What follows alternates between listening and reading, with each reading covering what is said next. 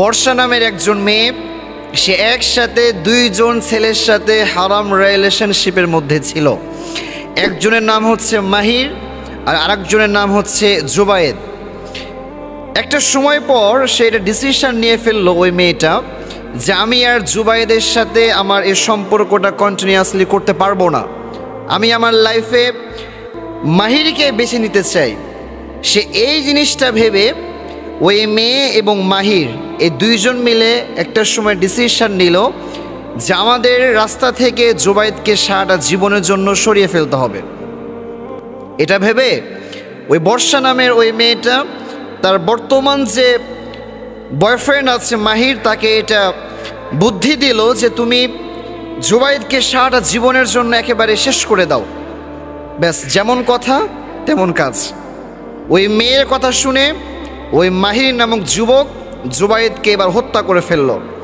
জুবায়েদ যখন মৃত্যুবরণ করবে এর আগ মুহূর্তে জুবায়েদ ওই বর্ষা নামক মেয়েটাকে বলছে, আচ্ছা আমি তোমার কাছে প্রাণ ভিক্ষা চাচ্ছি, তুমি আমাকে একটু বাঁচিয়ে দাও। কিন্তু ওই বর্ষা মেয়েটা কি বলছে জানেন?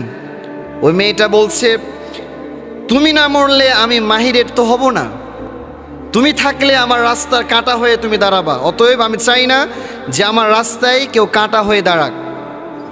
এই কথা ভেবেই সে এক পর্যায়ে জুবায়েদ নামক ছেলেটাকে হত্যা করে ফেললো। দেখেন, আমি এই ঘটনাটা আপনাদের সাথে শেয়ার করলাম কেন? এখান থেকে আমাদের কিছু শিক্ষা আছে।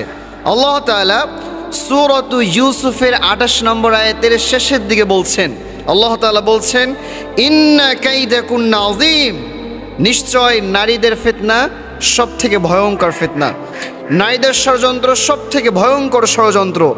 নারীদের ফিতনায় একবার যে পড়বে তার জীবন, তার ইহকাল পরকাল সব কিছুই শেষ হয়ে যাবে। এই জন্য খবরদার, কখনো হারামভাবে কোনো নারীর সাথে কখনো সম্পর্ক করা যাবে না। আল্লাহ তাআলা যে বিষয়গুলো হারাম করেছে এগুলোর পিছনে আল্লাহ তাআলা কোনো না কোনো কারণ দিয়েছে। এবং দেখেন, আজকে এত বড় একটা দুর্ঘটনা এবং একজন মেয়ের জন্য দুইটা প্রাণ শেষ।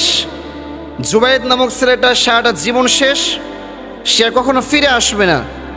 আর মাহির নামক ছেলেটার জীবনে একটা কলঙ্কের দাগ লেগে গিয়েছে, তাকে জেলখানার মধ্যে নেওয়া হয়েছে, তাকে গ্রেফতার করা হয়েছে। তো দেখেন, একজন মেয়ের কারণে দুইটা ছেলের জীবন শেষ হয়ে গেল।